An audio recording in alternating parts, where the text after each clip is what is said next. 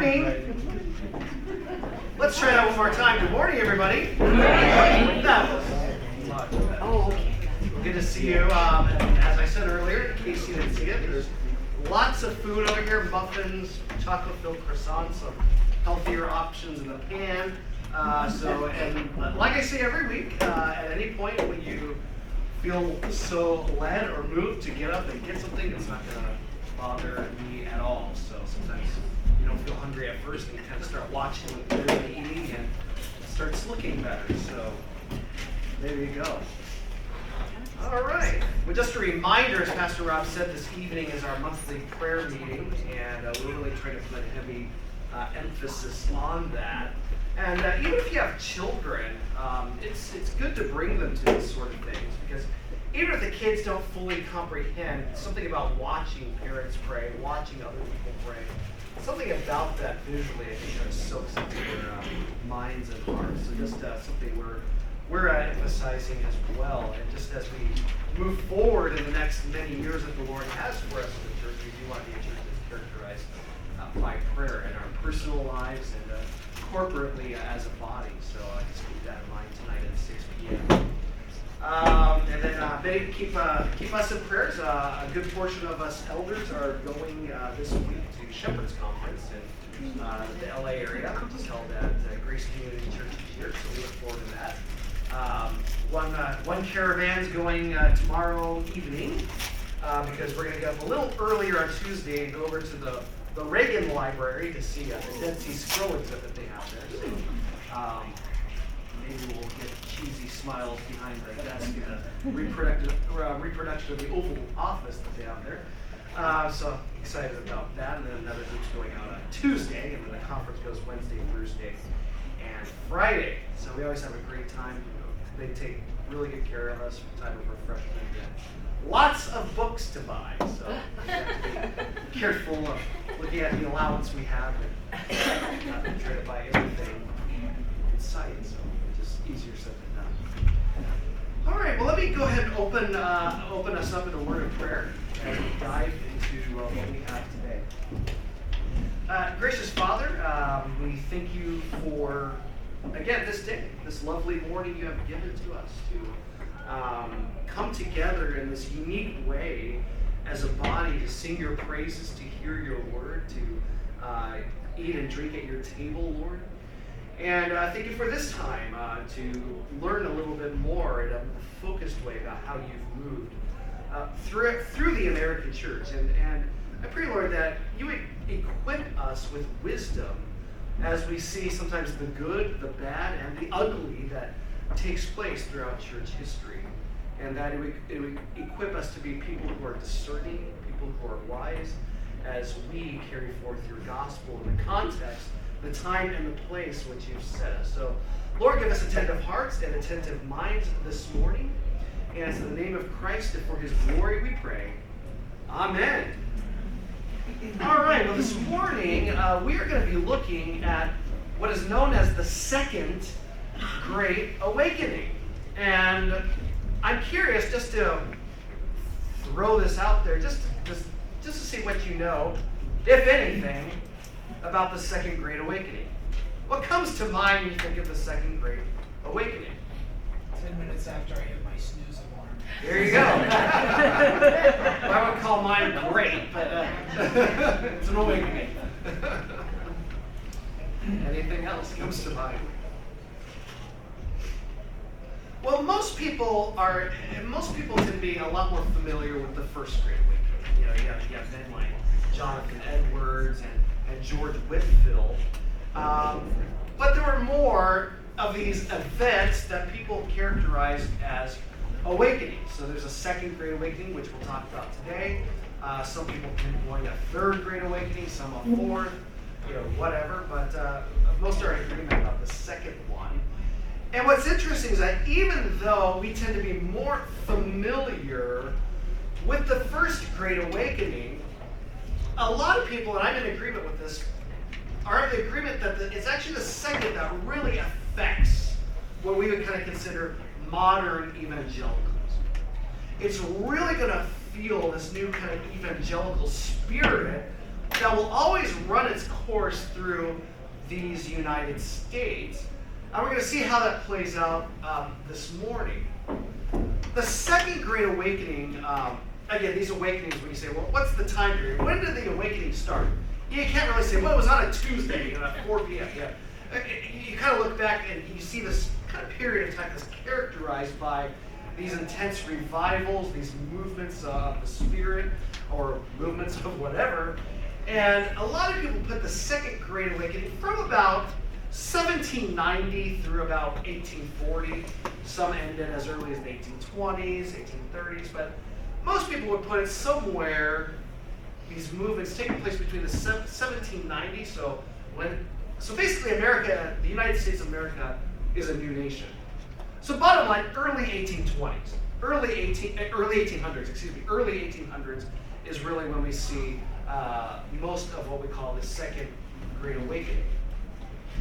And so if you look at your notes this morning, we're going to look at a few factors that contribute to the Second Great Awakening. Last week we talked about the revolution. Now we have a new nation. American independence is recognized finally in 1783 in this thing called the Treaty of Paris.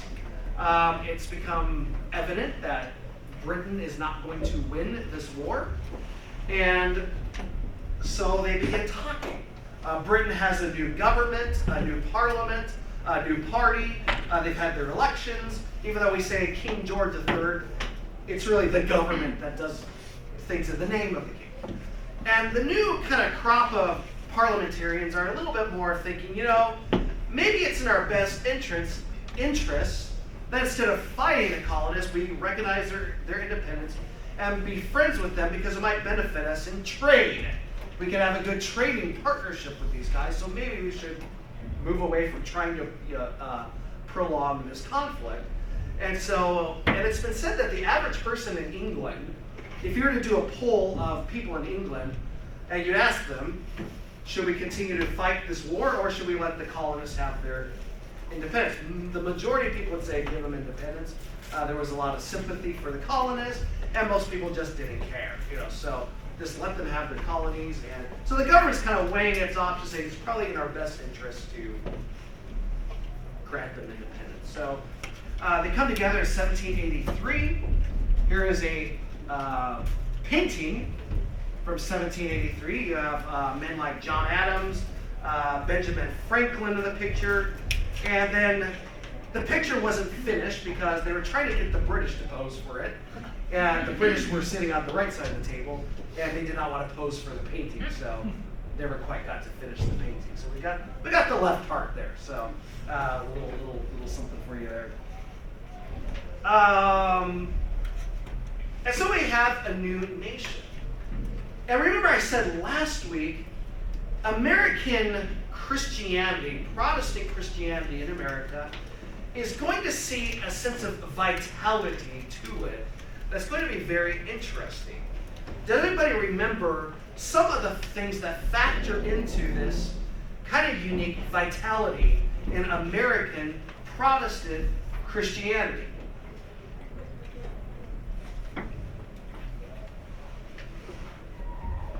What do we no longer have in the United States?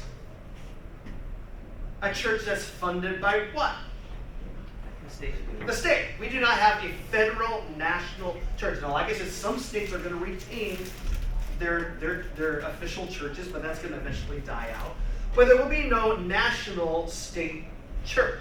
So a lot of churches are starting having to do things for themselves. We got to fund things ourselves. We have to pay the preacher with the offerings we get.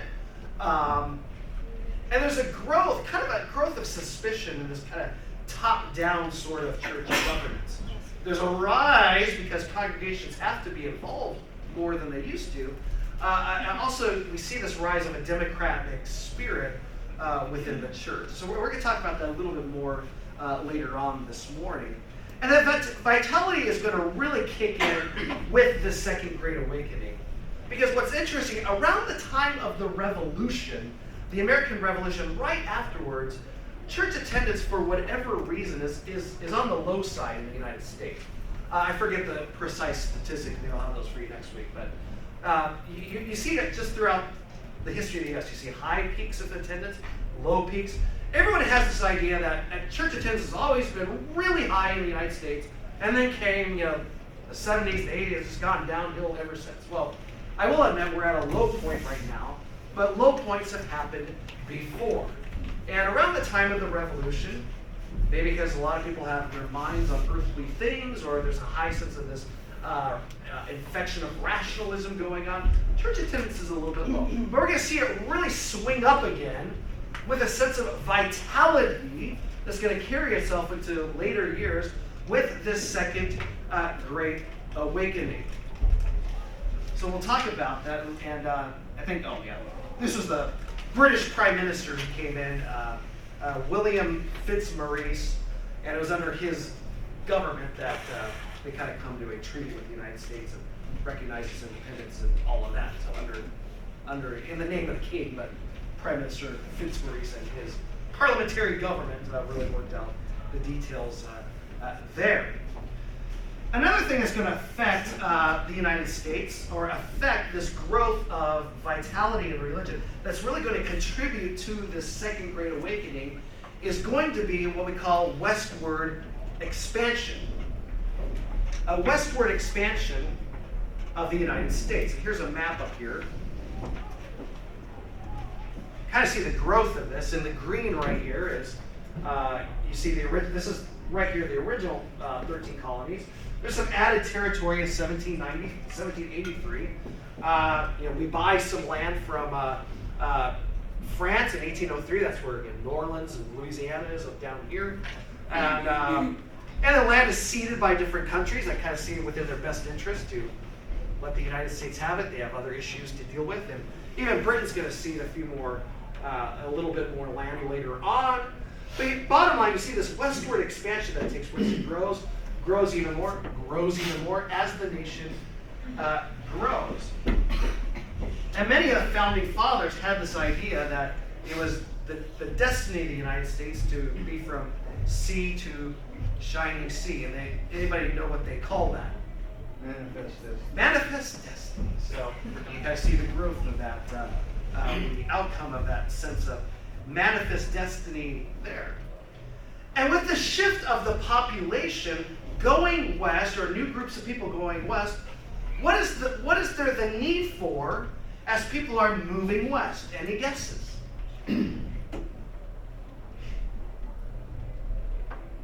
Preachers, pastors, church work. Because people are leaving established communities, established churches, and going west. And so we see this interesting phenomenon. A lot of the more, I guess you say, educated clergy didn't have a huge desire to go west. Many of them were very established churches, places like Massachusetts or Connecticut or whatever, and they're comfortable in their jobs. And so a lot of traditional type, highly educated preachers at first, there's notable exceptions to this, are going to kind of elect to stay back east. So the preachers that tend to be attracted to going west are guys who are a little bit more, shall I say, rough and tumble. And they're perceived by their hearers as preaching to the heart. They tend to have less education. They don't couch things as strong theological terminology.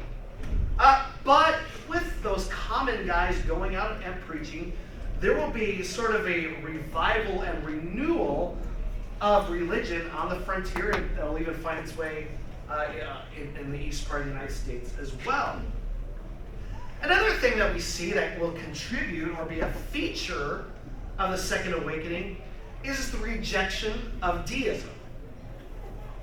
Anybody remember what deism is? It's the belief that there is a God disconnected. He started it and he's just letting it go on its own. It's a divine being. There's a divine being, so it is a theistic, not atheist, but it is a theistic view that there is a God. They would say he's the divine being, and that he created everything, but he's not actively involved with it. The divine clockmaker is the term that's often used. And there's really going to be a bit of a backlash against rationalism, a backlash against the Enlightenment, which is basically the idea is that we can find truth through rationalism. It's kind of rationalism over faith. And then we're going to see something new come in Europe and even into the United States. And really, there's going to be a lot of elements of the Second Great Awakening that are overlap with this. And it's called Romanticism. Romanticism. Can anybody tell me at all what you think of when you think of Romanticism?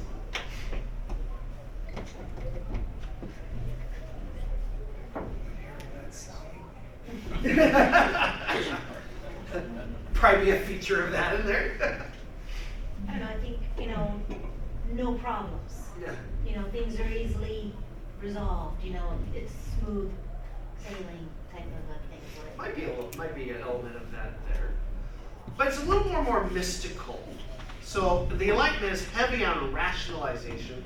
This is swinging in the whole opposite direction. So there's a real interest in the supernatural, whether it's Christian or whether it's not. So there'd probably be a lot of romantics in Sedona, if you will. There's a celebration of heroes. It's a lot of looking back with fondness at another time. And so they kind of idealize a previous time. And a lot of the romantics kind of looks to the Middle Ages as an ideal. It's a time of chivalry, a time of knights in shining armor. Beautiful architecture in Europe in those days. They would view Gothic architecture as very high. They idealize heroes, chivalry, like I just said. Back in the Church of England, and especially the latter part of the 1800s, Romanticism is really going to fuel the Church of England. And there's going to be a lot of swing back in the Church of England against Anglicanism that start to look more and more Catholic. Like they look back, like we need to go back to our pre-Reformation time and re-adopt some of those rituals and beauty of churches. And there's going to be a huge debate in the Church of England about all this. You'll have some very influential romanticists at that time who are much more into ritual and that sort of thing. And other guys like a J.C. Ryle and those guys who will go against that. But bottom line, there's this idea, what's the word I'm looking for? When we look back at a time with fondness. What's that? Nostalgia, that's the word I'm looking for. A lot of nostalgia, a lot of idealizing a previous time, while kind of overlooking some of the downsides of that time. I've had people ask me, like, man, what was it like growing up in the 1980s? Which everybody like, I can't believe we're in the 80s. And I would say, no, if you went back to the 1980s, you'd meet a bunch of people longing for the 1950s. I remember the 80s, there were 50s diners popping up all over the place. And it was really popular. Everyone's looking to the 50s. And in the 50s, I'm sure everybody's looking to something else. We're always looking back at another time. And, I remember the 90s, people used to joke, like, oh, someday people are going to look back at the 90s. And now I'm seeing a lot of nostalgia for the 90s. And we laughed back in the 90s when we thought there would be nostalgia for the decade we were in. We're always in movies like Back to the Future came out as part of everyone. It seems like people are always looking back at something better. Like, obviously it was better than now. And there will probably be someday people are going to look back at the 2020s and idealize that. We laugh right now thinking about that, but things tend to repeat themselves. So the good old days. The good old days. So a lot of nostalgia going. So kind of a rejection of this modern rationalism and kind of a looking back at fondness, this romanticizing. The idea of somebody going out to explore a new territory, that kind of romantic idea of heroism, and I could be that hero going out and exploring this new territory. Well, as people are shifting westward and there's a need for preachers, we also see the rise of circuit rider preachers. And these would be preachers who are itinerant preachers. They didn't really stick with one congregation, but they would go and seek out people, sometimes could be just a lone family out on the frontier to come and preach and minister to them. And they would be on a circuit. They would have a regular circuit that they would ride. And so maybe every few months you would get a visit from the circuit rider preacher. Or so maybe you and a few other families scattered around would try to get together when the preacher came to town. At least once in a while have a semblance of a church meeting. A lot of these people couldn't go to church regularly because they're out by themselves on the frontier. And trying to get together was very difficult. So it's a very sporadic thing of being able to come together for worship on the Lord's Day. Now, can anybody tell me which groups were the most effective in this circuit riding preacher type thing?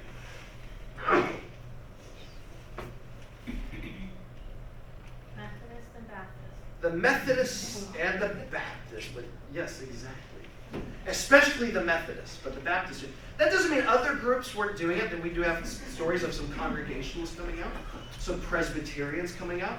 But the two that really drive this thing are going to be the Methodists and the Baptists. By this point, the Methodists have pretty much become their own group, even back in England. They were always a group under the wider Anglican, the wider Church of England, but they kind of come at odds with the hierarchy and pretty much form their own group by this point.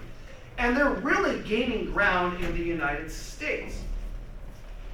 And these circuit rider preachers are having a lot of effectiveness. They tend to come from common people. They liked seeking out remote locations. And because they were of similar background as the people they were ministering to, they didn't have very good, what I call, rapport with the people they were ministering to. So it was a very, very effective thing. And this really characterized the Methodists. And these ragtag Methodists would over time become, at some point in the United States, the largest denomination in the United States at one point in our history. We'll talk about that later. But they would have huge influence, and this really contributes to that growth, that influence, and really will help fuel this second great awakening. So, like I just said, we have a new nation. We have westward movements, Romanticism, these circuit rider itinerant preachers. Is all just ingredients to throw into that pot and stir it a bit and have revival come. Another thing that kind of comes from these itinerant preachers going around are these things called camp meetings. Camp meetings.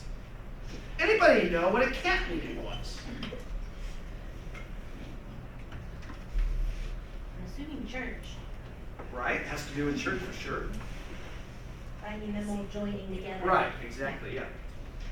So basically, like I said, these were outdoor gatherings.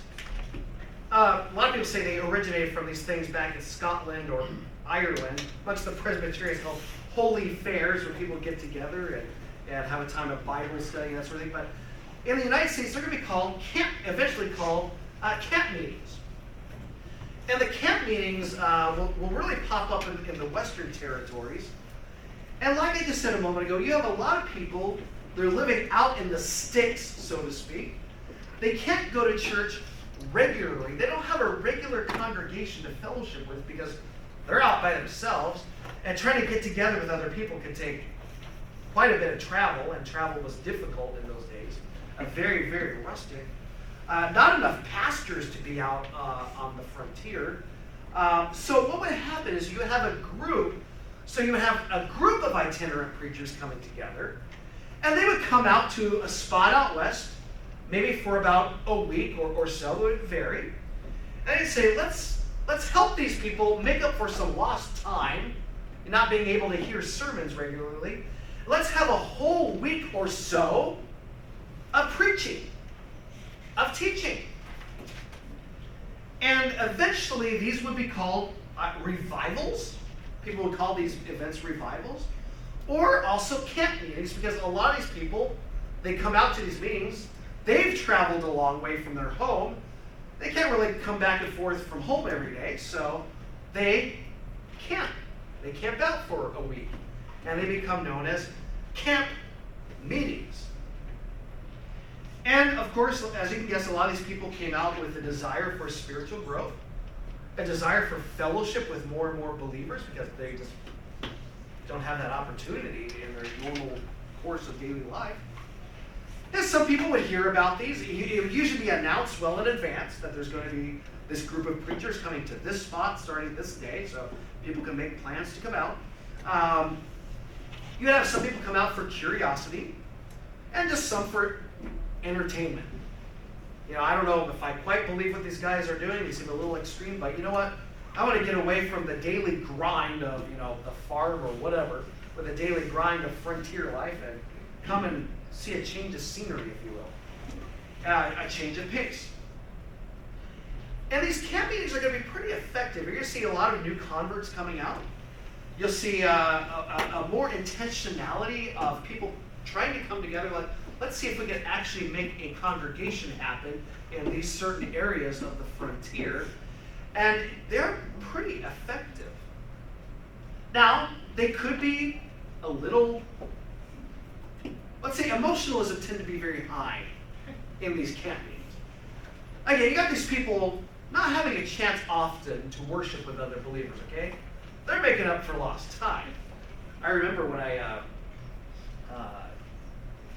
when we had been away from Desert Hills for about 8 years, we had left in 2012, my wife and I, and then we came back in 2020. Again, like same reasons why there were a number of people that came to Desert Hills. The church we were at, we were not meeting regularly.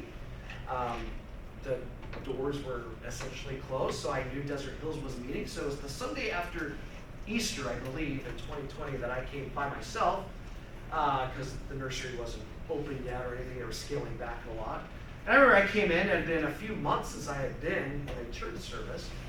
And I remember Josh and Sam, they opened up with that song Cannons, you know, it's singing, you know, that ringing in the sky, you know, that song. And I remember tears I'm like, what is going on here? Because I've been so long since I would sing with people. So you can imagine that, you get that sense with these people coming together for these camp meetings. And so you have a week or so of these church services constantly taking place. Nothing else to do.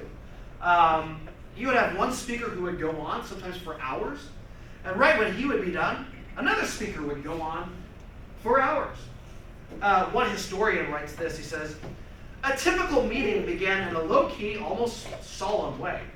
A preacher gave a sermon of welcome and led a prayer for peace and community. This was followed by the singing of several hymns. Then there would be more sermons.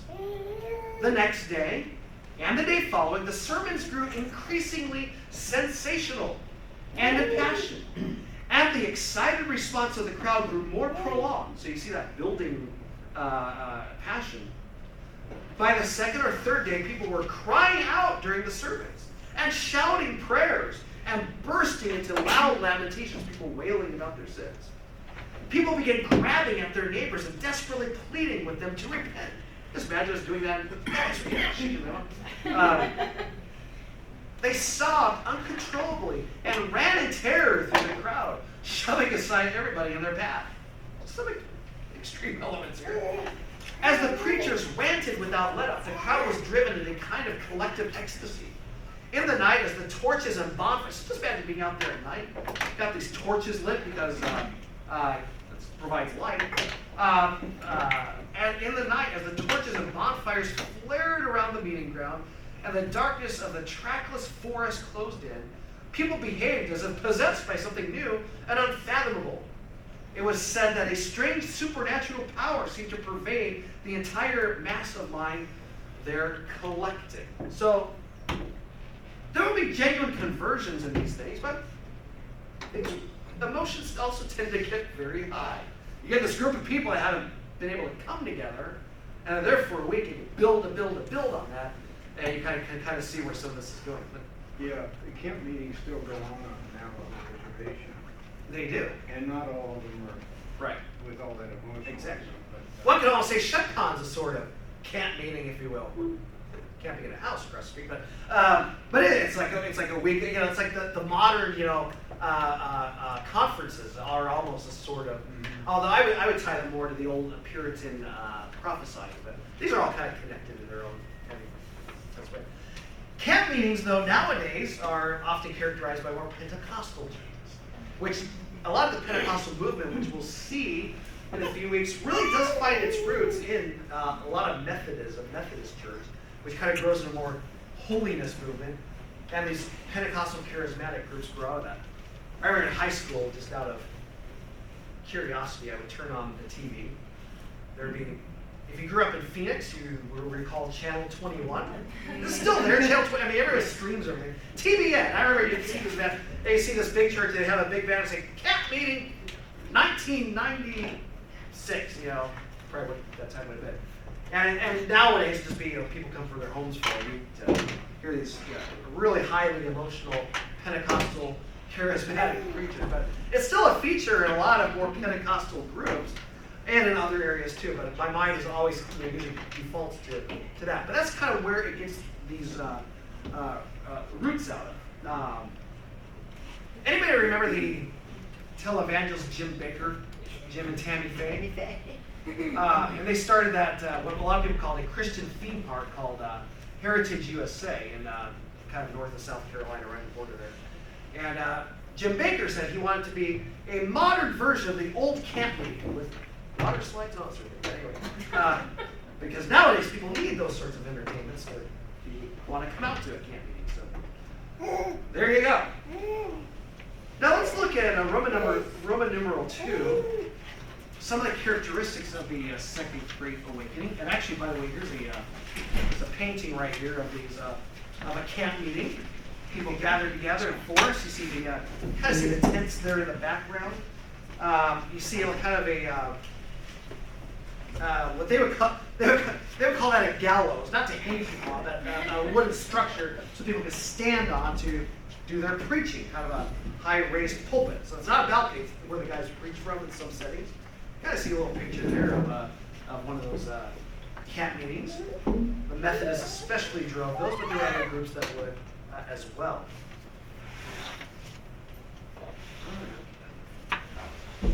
All right, Roman numeral 2, characteristics of the Second Great Awakening. And like I said, every time we look at these movements, we factor in the good, the bad, the ugly of these things. And we understand that God will use all sorts of things to really further the work of His church. And I have to say, the Second Great Awakening will really fuel evangelical efforts in the United States. The 19th century is often called, which is the 1800s, the Protestant century, and not just in the United States, but even in England and other parts of the world. And the Second Great Awakening will be very pan-denominational or interdenominational.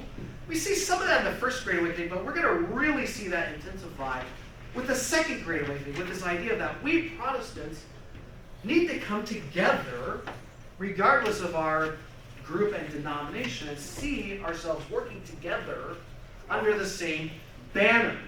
So that's going to grow a lot. And we see that spirit really move through the United States. And I would say this affects future movements in America even more so than the First Great Awakening. Now, one of the characteristics and differences between the First Awakening and the Second Awakening is that in the First Great Awakening, the key figures, and again, when we think of key figures, we have to think of George Whitefield, we think of Jonathan Edwards, and these men are part of very established, rooted churches. Jonathan Edwards is a Congregationalist. Congregationalists, at least in the beginning, saw themselves as part of the wider Church of England, but didn't conform to all its practices. George Whitefield was an Anglican. Part of the Church of England conformed to its practices, but both men are highly evangelistic. We see men who are more characterized by the more established groups. These men are very Calvinist. They believe that salvation is ultimately God's work in our hearts, calling us to Himself. And so you see a lot of that more reformed idea within that. But in the Second Great Awakening, you're going to see really the rise of groups that are a lot more Arminian in their perspective. Methodists, for sure, tend to be very Arminian back at this time, especially. They have a very Wesleyan idea of things, that our salvation is essentially our free choice. We freely choose. God is nothing to do with God trying to quicken our hearts or choosing us. The gospel's there. It comes down to your choice whether to accept it or not. Now, they might believe in something called prevenient grace, where God gives you at least enough grace to be able to make a choice, but it comes down to your free choice. And that's really going to characterize a lot of people in the Second Great Awakening. Not everybody. There are going to be some notable Calvinists who are part of this, but it's really going to kind of increase the rise of a more Arminian theology. And the Baptists that tend to go out west tend to be a little bit more Arminian too in their theology. We call those more general Baptist, if you will. Back in the First Great Awakening, Edwards and Whitefield were very educated men. Whitefield went to, remember which college he went to back in the old country? Oxford. Anybody remember where Edwards went? Princeton? He was the third president of Princeton, but anybody remember which American college he went to back here in the United States? Yale. Yale. Yep, he went to Yale. So very educated men. Now we have a lot of more highly passionate but less educated men going out onto the frontier and really spreading things around.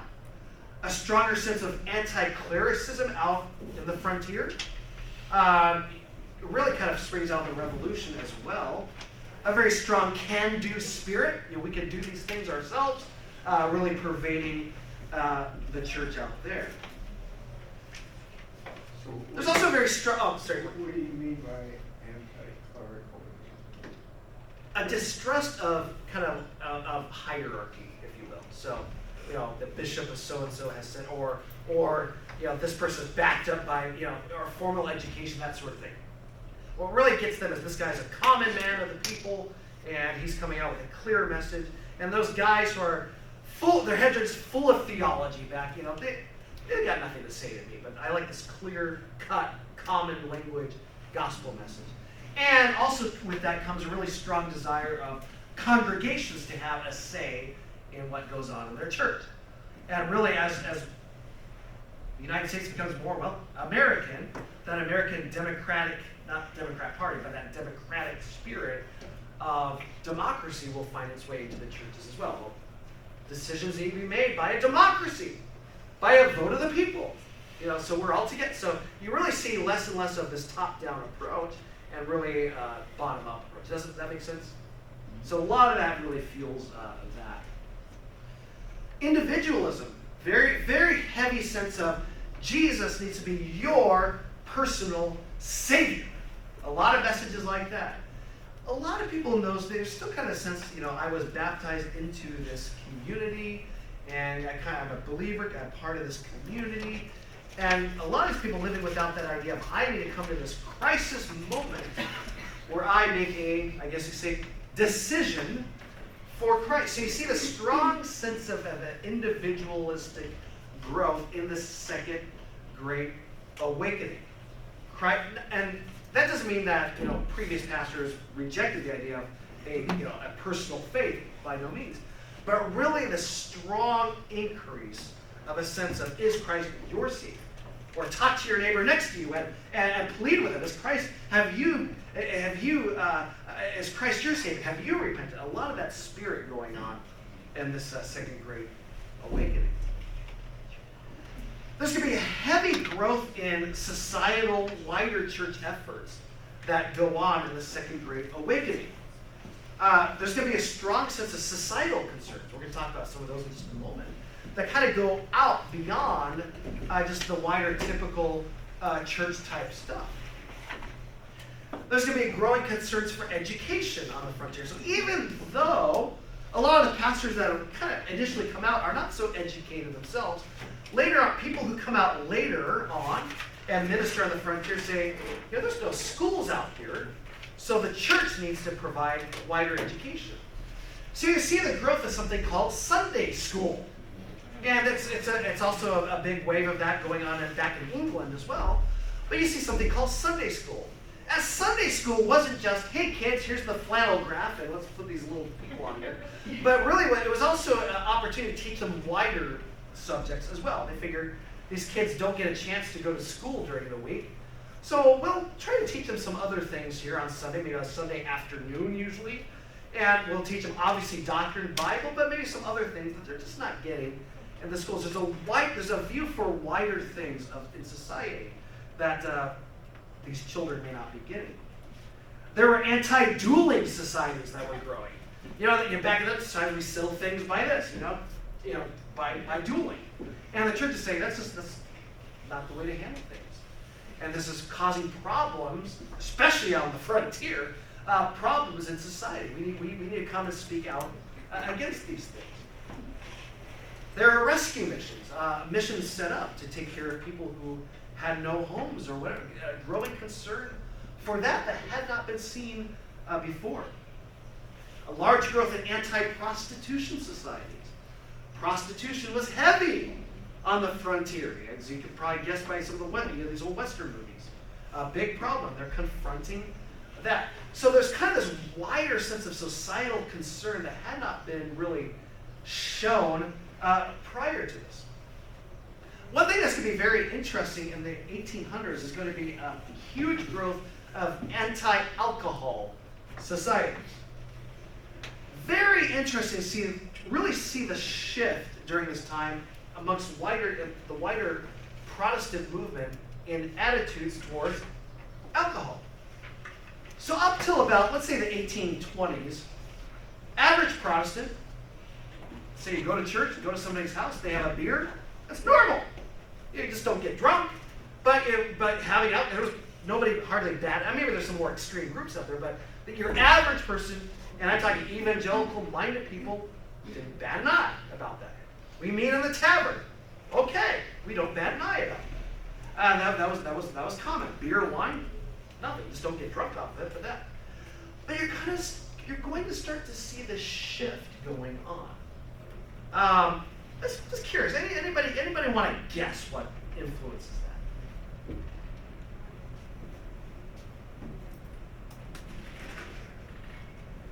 Just throwing the idea out there. No right or wrong answers. What influenced or what started? What influences this growth in anti-alcohol movements among Protestants? People were getting drunk. Well, people have always gotten drunk. That's all I got. We'll go walk through that. Out on the frontier, when people moved out on the frontier, they didn't have a lot of access to beer and wine. It wasn't, that was back home. So they have to come up with their own stuff.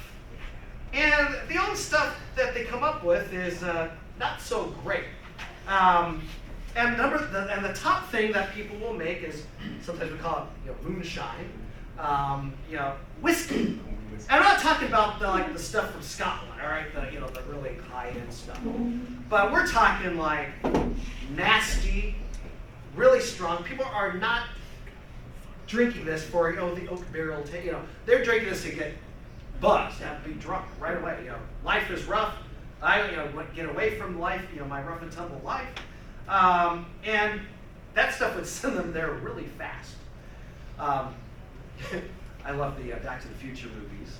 I think I already referenced it in this class already, but you might remember that. Everybody's seen Back to the Future 3. That's the old West. Oh yeah. Marty McFly goes into a tavern, and he sits down. Everybody's looking at his Western outfit that was actually for the 1950s. And the guy's like, "What'll it be, stranger?" And he's like, "Ice water?"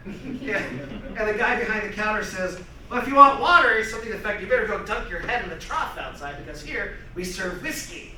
And he puts the glass down, and so the whiskey falls out. You see the steam coming up because it's so hard. That's probably not far off of what it was like. And so it's causing problems on the frontier.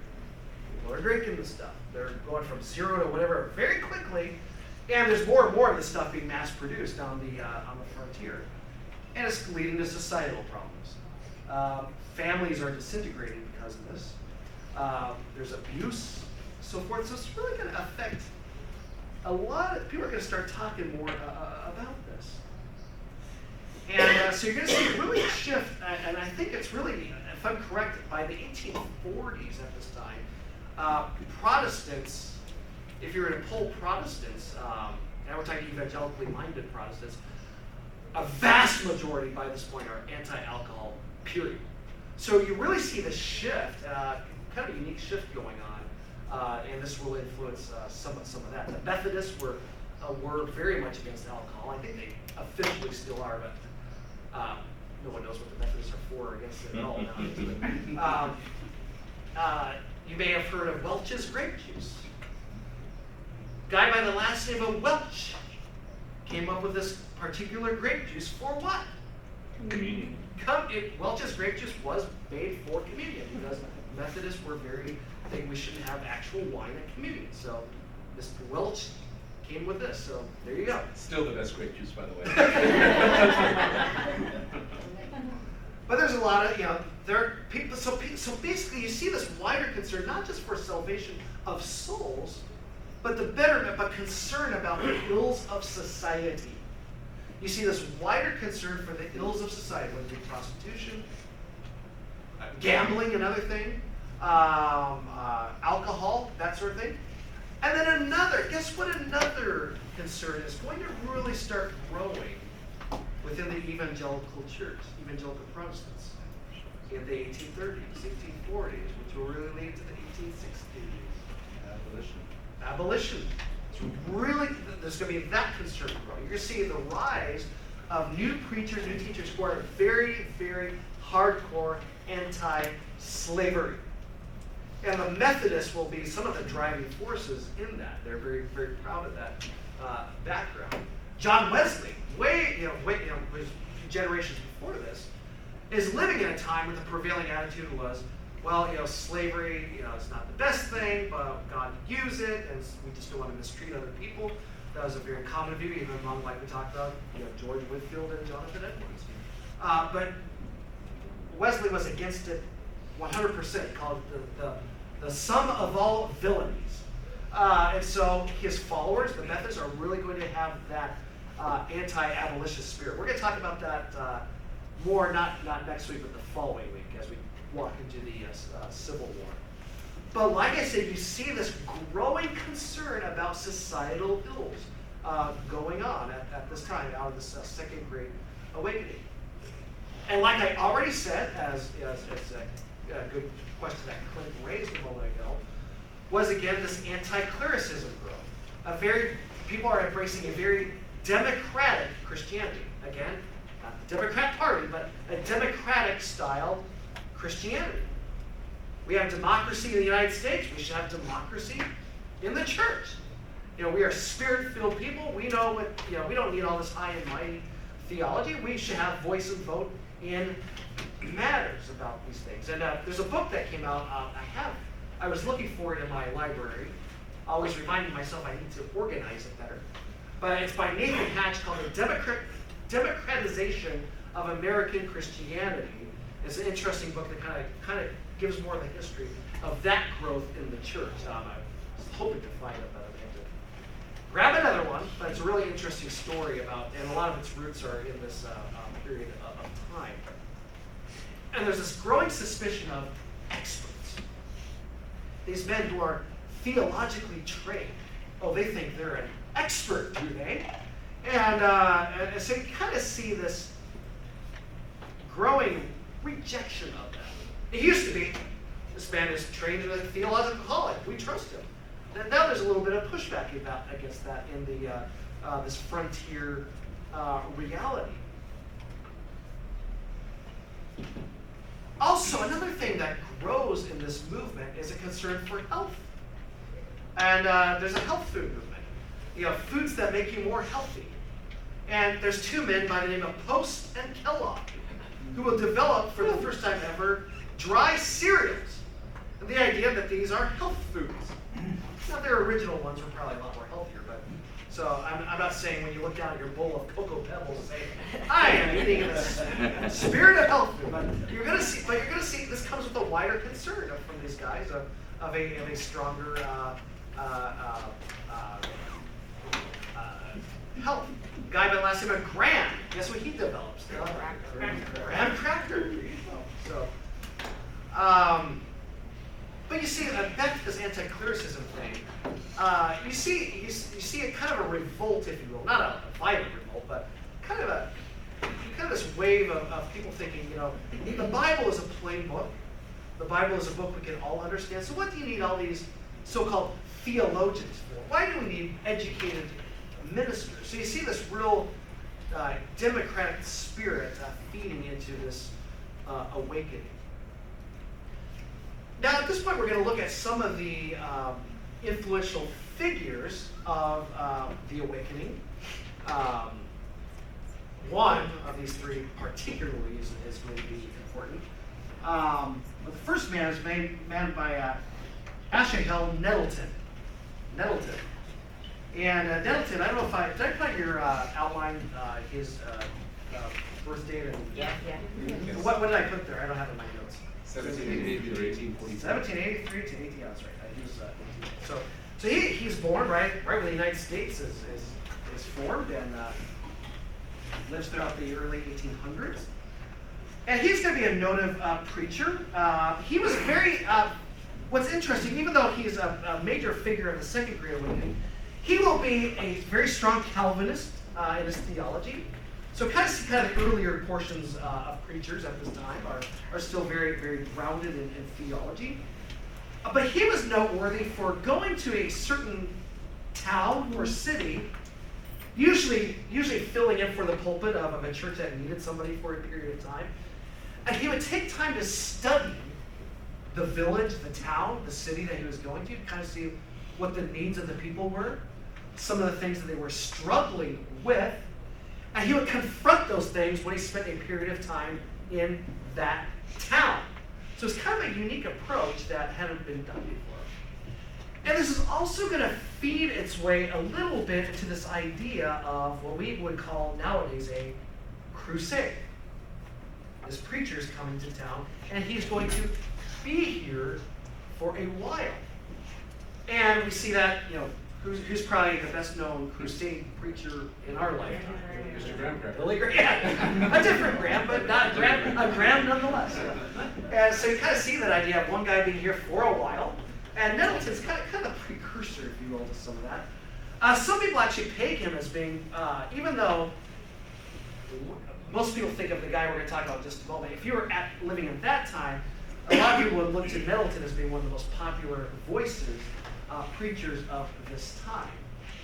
He was very effective in preaching far and wide. A lot of people would come to very genuine conversions during his ministry. And he would help bring pastors into areas that needed pastors, helping to bring up congregations in areas that needed them. Very effective, from what we know, very solid. It he represents still that tradition, even though we're going into this new sort of era, kind of one foot back in the old way of doing things, very Calvinist theology, educated and so forth. But he will be used mightily in this time of revival. So we just see some very solid elements taking place of this Second Great Awakening. Another pastor that's going to be pretty popular at this time. I got his picture up here. There's a man by the name of Lyman Beecher. He lives from 1775 to 1863, so he'll witness a new nation and all that. He's kind of a transitional figure, the hinges, if you will, on the door. He was born and educated in Connecticut, a Presbyterian, and that he moves out way, way, way west to Ohio. Now, to us, Ohio is east. In those days, Ohio was considered west. And so he goes out and he writes a book, and he publishes a book in 1835 called A Plea for the West. And what he wanted to see was that what was needed out on the frontier, or by extension the entire nation, is that we need to make sure people are going out, that they're building schools, that within these schools that we're teaching both skills and also Bible. That was kind of a hand in glove in those days. But he saw one of the great enemies were two other movements. Roman Catholicism, because we need to make sure that's not growing at all, and Unitarianism. Unitarianism was another pretty growing group in the 1800s that I would put outside of actual strong Protestant evangelicalism. Anybody know anything about the Unitarians? It's not Christian. Not Christian. Why? Because they have a fundamentally different view of God. God is not Trinity, he is unity. Unity, They're yeah. going Unitarianism. Yep. And they approach it through a very rational, what they would call a rational approach. Appeal to a lot of rationalism. Some people put Thomas Jefferson in that Unitarian camp. He was baptized in Anglican and all that, but kind of in that Unitarian camp. Very strong feature of rationalism. And it would grow in the 1800s and really go down again. We have a church by our church, quote unquote, by our house. That's I think it's called Unity of Phoenix. I think they're officially part of that Unitarian structure. I always drive by with their sign and the crazy announcements they have going on. Marianne Williamson, who ran for president a couple of election cycles ago, she is one of the chief Unitarians. Okay, interesting. I'll have to read more about her. I didn't know that. So She actually pastored a church in Detroit. I'm sure she did. Are they monotheistic or are they like pantheistic? Yes. So Unitarians believe that God is one. Some of them, there's a spectrum. Some of them believe that God is not a personal being, but it's more the energy of the universe. They believe that God is one. There is no, some of them might call it Father, but there is no Son and there is no Holy Spirit. Jesus was a good moral teacher. There is no such thing as the Spirit. God is energy. Yeah. Especially the Unitarianism of today. Like you go to Unity of Phoenix Society. I guess sounds pretty new age, to me. And I see the other announcements, other signs, sign every morning. One is the rainbow, of course, and then you get the other things. So, but that's Unitarianism. But Beecher is saying we need to oppose. Basically, he is saying we Protestants need to all come together. So there might be walls between us, Baptists, Congregationalists, Presbyterians, so forth. But those walls don't go all the way up to heaven. So we have some different, but we need to come together and oppose the Catholics on the one end and the Unitarians on the other. Very strong amongst common people, very strong anti-Catholic element in those days. Why do you think that was? What part of Ohio did he? I'm from Canton, Ohio. So what part of Ohio did he?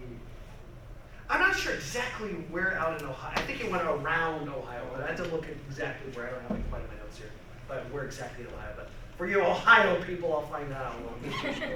You're like, you're neighbors. But there's strong anti-Catholic sentiment. Why do you think that was? Oh, well, he's Presbyterian, and that's from the Anglican in England, so they're kind of anti-Catholic, aren't they? So obviously doctrinally, but there's also the idea that Catholics answer to the Pope. So there's obviously the doctrinal, and that's definitely coming into play here. But there's also that organization, like these people answer. They're outside of our sense of American democracy. Now you want to go top down. They're about as top down as you can find. And that spirit's going to be around for quite, even with the election of JFK in the 1960s. That was a big issue. We're going to have the first Catholic. And for some people, and for a lot of people, it wasn't really doctrinal reasons. Yeah, for some. But will he be loyal to the United States, or will he be loyal to the Bishop of Rome? And that was a big concern amongst the people at that time. Nowadays, most people, your average person is probably isn't thinking, oh, J.D. Vance, is he going to answer to Pope Francis, which I don't think J.D. Vance would, but is he going to answer to somebody who's outside of our nation? So Beecher's going to be he's very Calvinist. I think he starts out congregational, then becomes Presbyterian later on. Sort of more of that Reformed thinking is informing that. But again, he's seeing a great danger: Unitarianism, Roman Catholicism. We need to come together a little bit more as Protestants. So you kind of see that interdenominational understanding coming to play here. And Beecher would have great influence. And anybody, by the way, anybody familiar with that name, Beecher? Harriet. Harriet Beecher Stowe, which guess how she's related to Lyman Beecher? Daughter. The daughter. As she writes what? Tom's Cabin. Uncle Tom's Cabin. So you'll see through a lot of these people a movement, this again more abolitionist type thinking that's really going to find its way moving forward. And then Henry, and that's her there. Harriet Beecher Stowe, like the hairdo there. And then he would also have a son, Henry Ward Beecher, would be another pastor in the later part of the 1800s. And he sadly dabbled a little bit more in liberalism later on, Henry Ward Beecher. But the Beechers had some influence, as you can see. Lyman, and then you got Harriet, and then Henry later on. So not a family that was idle, let's just say that. So Nettleton has a lot of influence. Beecher, we see that. But if you want to pinpoint who probably has, at least from our point of view, the big influence at this time is going to be a man by the name of Charles Grandison Finney. And a lot of you are already staring at that screen. Just like the crowds of people at his time would have been mesmerized by him. It's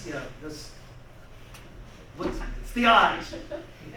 Here's another picture of him there. You look like a crazy Amish uncle. Yeah. He is. Let's just go back to that one. There you go, I want to sleep at night. Finney, there's argument, it was Nettleton was the more influential, but the more well-known, at least in our time for sure, is Charles Finney. And he's the guy that really kind of puts a unique stamp on that era. Now, like I said at the beginning of this class that we see a lot of great things come out of the Second Great Awakening. We do. A lot of growth in conversions, new congregations, that sort of thing, new churches. Wonderful. But there are, like what happens in a lot of revivals, some more extreme elements. He was born in 1792 in Connecticut. He lived all the way to 1875, so he sees a lot of developments going on in the United States.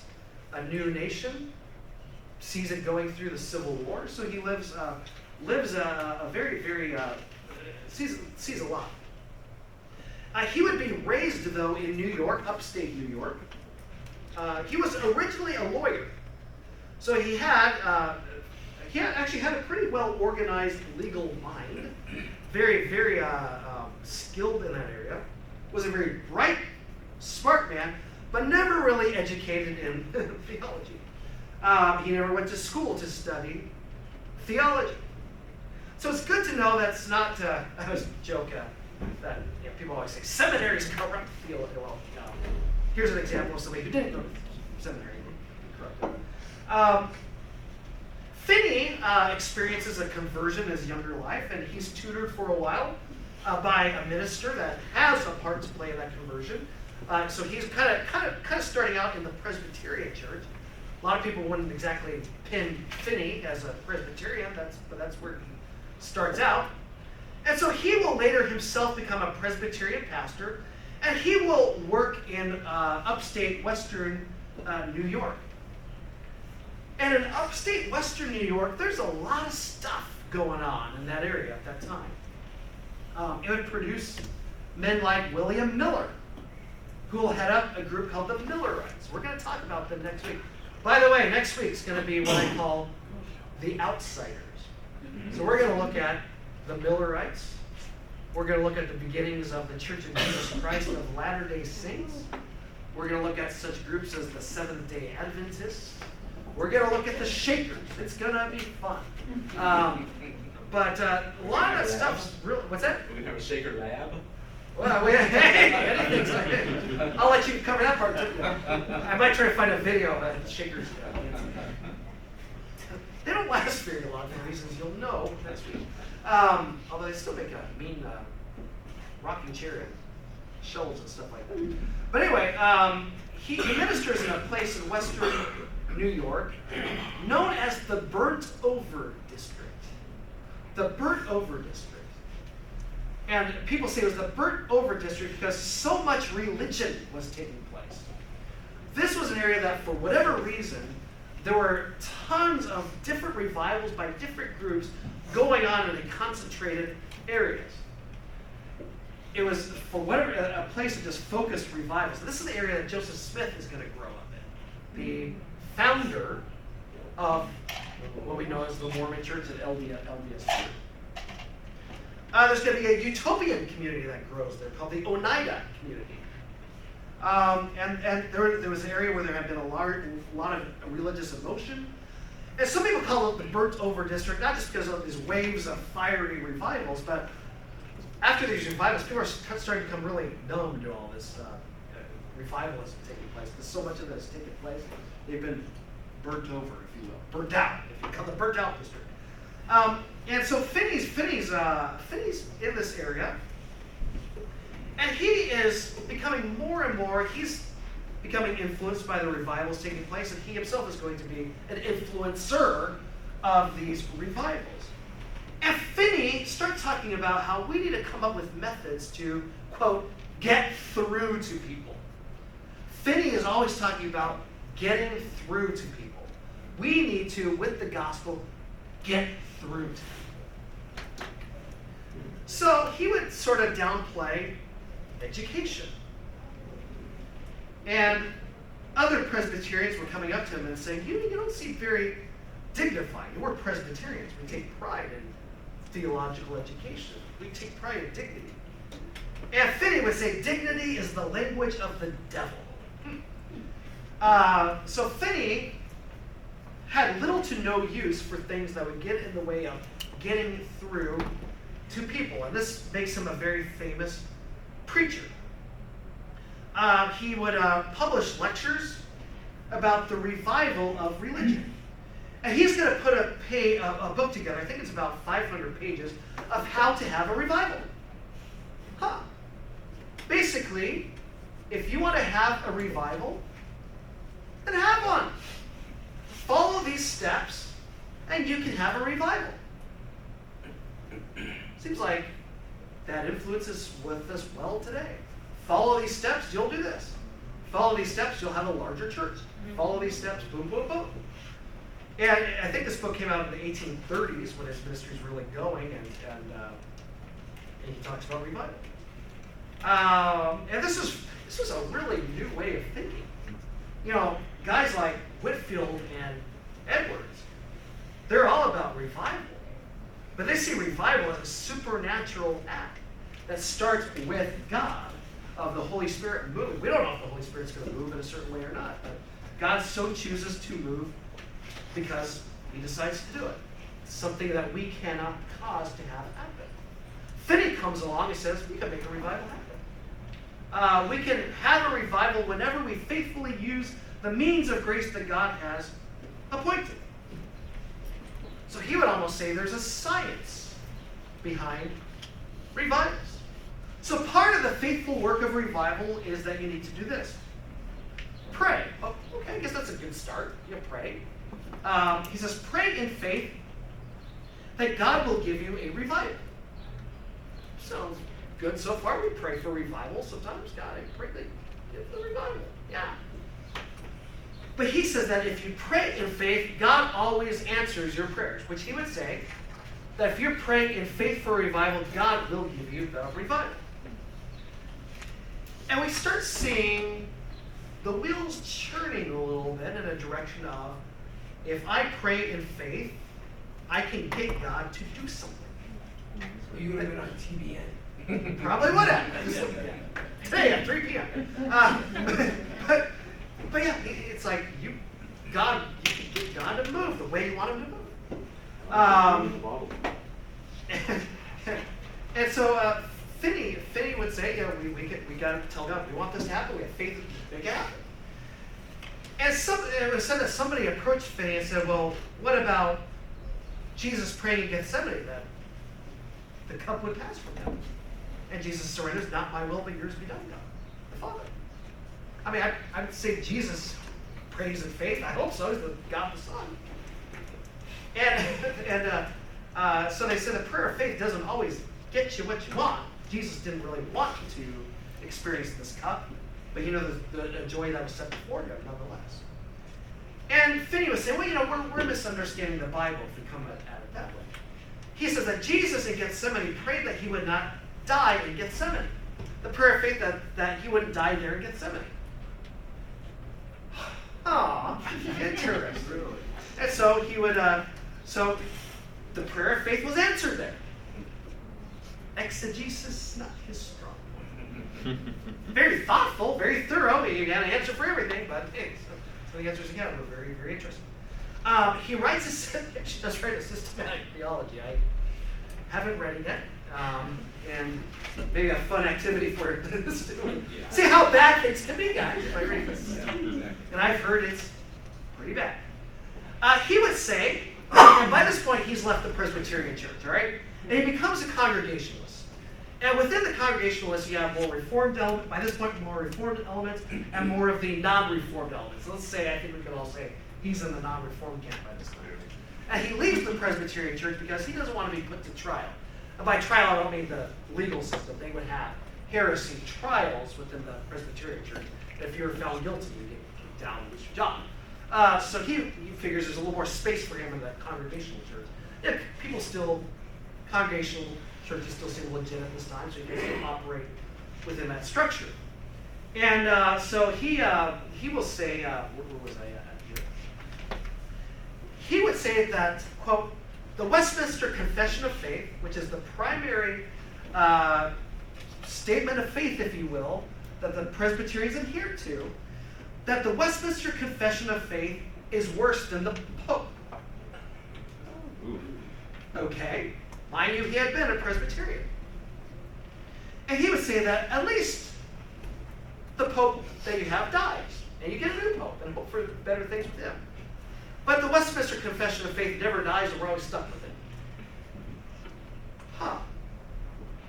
And then he goes into, he becomes, as you can guess, very, very, very firm on the fact that salvation comes down to you making a complete free choice. So what we need to do is try to bring you along to make the right free choice, okay?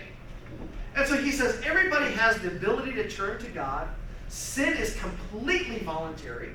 So we do not, it's not because we don't sin because we're dead, which is what Scripture says. We are dead in our transgressions. But he would say that you have complete freedom. So it's modern Pelagianism. Exactly. My next sentence I had in my notes was, he is a modern Pelagian. Good job, Mark. Which, by the way, means he's not Christian. Right, yeah, right. Just Yeah, in right. case we missed No, that. He's not yeah, Christian. exactly. And so he says, and he says something in a systematic theology. Anybody who teaches we are saved by the imputed righteousness of Jesus Christ by faith alone preaches another gospel. So what he's saying is that if you believe that Jesus gives you his righteousness as the first mover here, no, it's all about your choice. So Matt, why is he, I'm sorry if I'm missing it, but why is he the most well-known? You'll see, because of his crazy methods. I'll just Okay. put it, because it's crazy. That's why crazy people are usually well known. Okay. Very charismatic, though. Very, very charismatic. Very, people were dropping out. It's scary, but you can't stop looking at him. You know? It comes because he had piercing eyes. That's what sometimes it comes down to having piercing eyes. Clint, sort of follow-up to her. I'm almost sure I can hear in my head stories of great Christians. This guy. Yeah. And sometimes you'll see that. Yeah. So yeah. And we'll talk about that in just a moment. I grew up like, oh, Charles Finney. But he's very radical. Very radical. He writes, in order to be saved, you have to be entirely consecrated to Christ. So you make a decision, but you have to be entirely consecrated. So it's almost, within this too, he has this push for almost a sinless perfection, if you will. That's really becomes a feature of more what I would call hardcore Wesleyans. That you can almost achieve sinless perfection in this life. You could be sanctified enough in this life to receive perfection. how's everybody doing on that? Yeah. But he's very radically different. Even the other Methodists, for Christ's sake, he's more radical than us, beyond the average person. But during his life, he writes an autobiography, sold very widely, showing that he's a great success. And Finney, it's very interesting, and I think Clint kind of hinted at this, that there's this belief in American evangelicalism that every wave or movement has this one person who helped make it happen. And that's why Finney is sometimes seen as the one that pushes this wave here. And you dig into it, there's different men that God uses. And then later on, the latter part of the 1800s, it's D.L. Moody. D.L. Moody. Of course I got a soft spot for Moody. I went to the Moody Bible School, okay? Yeah, D.L. Moody. He was, revivals were dependent on him. And then in the early 1900s, again, for better or for worse, you have Billy Sunday preaching in front of big crowds. And then, who do you have in the mid-1900s? Is the big guy. Yeah, Billy Graham. And so it's always, we have this idea, there's always the guy, the top guy that we're, revivals kind of depend on. And I have been, anybody been to the Billy Graham Museum in Wheaton? Nobody! Wow, it's very interesting. But I've been there. So I went to Moody, so once in a while we take the train out to Wheaton, and of course, trash talk each other about our schools. And then we went, and it's very, very, very interesting, fascinating museum. I'd like to go now that I'm a little more, I'd say, theologically mature than I was at that time. But you almost get the sense like, Finney did this, and then Billy Sunday, you can press a button and hear Billy Sunday's voice on the thing, and then you walk down the other hallway, and actually, I take that back. We were all sharing the D.L. Moody exhibit because we were from Moody, and then you got the Sunday, and then you got, of course, the big guy himself, Billy Graham. And my favorite part was walking down this hallway. It made you feel like there were flames all around you, and then there's this cross you walk through, and then there's like heaven. So it was well done, okay? But it's interesting. Go see it for maybe go see it. But kind of get that idea. There's always like the guy that made it happen. The Lord needed to live this guy. Well, most evangelicals would say, "Oh, we reject that idea." There's that characteristic, if you will. This almost sense of like an evangelical apostolic succession. D.L. Moody, the Baptist placed on this guy, and so forth. And everyone's wondering, who's the guy today? He gives the revivals a very Arminian tone. I almost say Arminius himself will probably be offended by some things that Finney says. And what's really interesting about Finney, hopefully I can get this in here in our last 7 minutes together, is he pushes what are known as the new measures. The new measures. And this is what really makes him, apart from what I've already said, controversial in his time, but also popular in his time. And you're going to see in just a moment the effects he does have on wider evangelicals. And Finney would say very clearly that God accomplishes his purposes through excitement. Excitement. Now, people at the time who are attending these revivals, so we're saying, that seems about right, especially these camp meetings where every night it's getting wilder and wilder. There needs to be excitement. And so, our job is to help create what? Excitement. Excitement is central to the advancement of religion. I think a lot of churches have said, yeah, have grabbed hold of what Finney says. And Finney would say that if you don't have excitement, you can't have something new. Old things really aren't exciting. You kind of see, with this extreme free will understanding of things, a push of, this is called what it is, manipulation. We've got to manipulate the environment to try to get people to make a choice for Jesus. And so he pushes these new measures. And we kind of see how some of these new measures have found themselves into modern Protestantism. And what's interesting, he says that we absolutely need excitement until the millennium comes. And Finney, like most people at the time, were what we would call post-millennials. They believed that the Bible promised that the preaching of the gospel of Christ would grow and grow and grow until the whole earth is covered with the knowledge of God, and then Jesus will glorify his church. And there will be a better era coming. And so he says we need to have great, great excitement to help bring in the millennium. Huh. So a little bit of optimism there. And then he also says this: we need excitements until the millennium comes, and the millennium will come soon. He believes that the more excitement there is, the quicker the millennium will come. And they would say, if we all just did our duty, then the millennium could come within 3 years. I'm loving the looks on your faces. I didn't take out my phone. It's this is my class.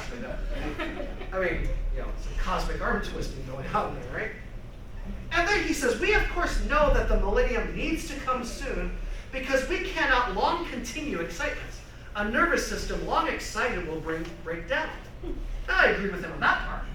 So he's thinking, we need excitement, but we need that millennium to come soon because excitements can't last for too long. So, okay, all right. He allowed women to preach to mixed audiences. That was very, very new. It would become even more common with the Methodists as well. It was shocking for women to be allowed to pray publicly in a mixed gathering, and this led to a lot of controversy. And Wesley, and he would also do a lot of crusades as well, where he would come to town, stay there for a while, and then move on. Whereas like a Whitfield or so forth, they would go from town to town, preach a message or two, and then move on. They weren't there for a long period of time. Finney would be.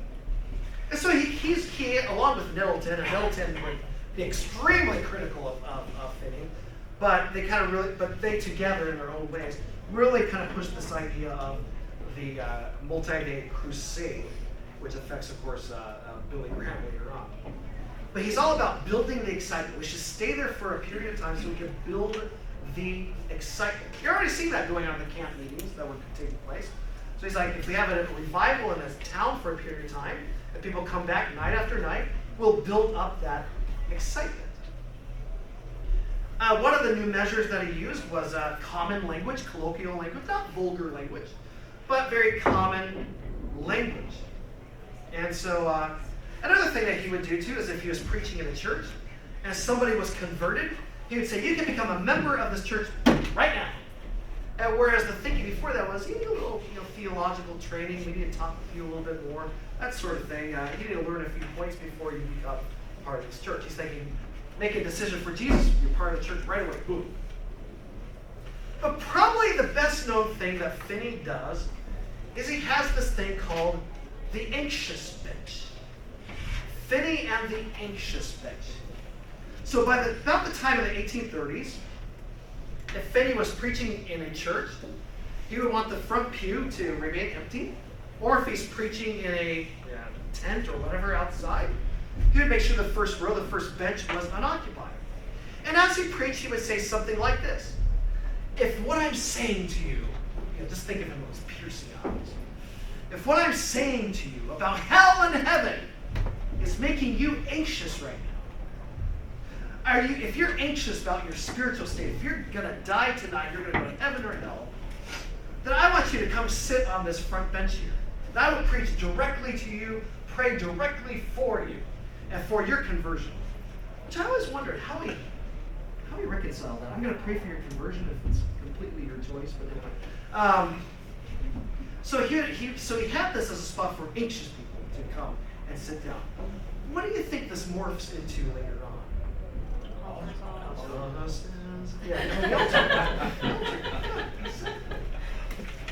And this was very controversial in Finney's day. It's interesting because men like Whitfield and Jonathan Edwards, they didn't do altar calls yet in those days. They would say, you need to repent, that sort of thing, and if so, talk to a pastor, talk to a believer, get involved in it, that sort of thing. But he's saying, come forward. And a lot of people come forward, not so much because of, hey, I want to dedicate my life to Christ, but I'm anxious about coming to the anxious bench. And that would kind of cloud a lot of their thinking. I have to end here, but are you kind of seeing where some of Finney's ideas are making their way into later evangelicalism? Yeah. And we see the good of things in this movement. We see the controversial things in this movement. We see the bad things in this movement. So, Lord willing, next week we'll cap off just a few more points about Finney, and then we're going to move into, again, what I call the outsiders. LDS, Shakers, Millerites, all those fun guys. So let me close in prayer. Father, once again, we thank you for being in a place, Lord, where we have such strong and heavy interaction with your word, Lord. Always, I hear time and time again people coming to this church and say, "Yeah, I've been a believer, but I've never really understood the scriptures like I do now. I've never been exposed to the scriptures like I do now." It's like your word, Lord, your word, your spirit that transforms lives. And so, God, may we always be faithful to your word, everything that we do as a church, everything that we do as believers.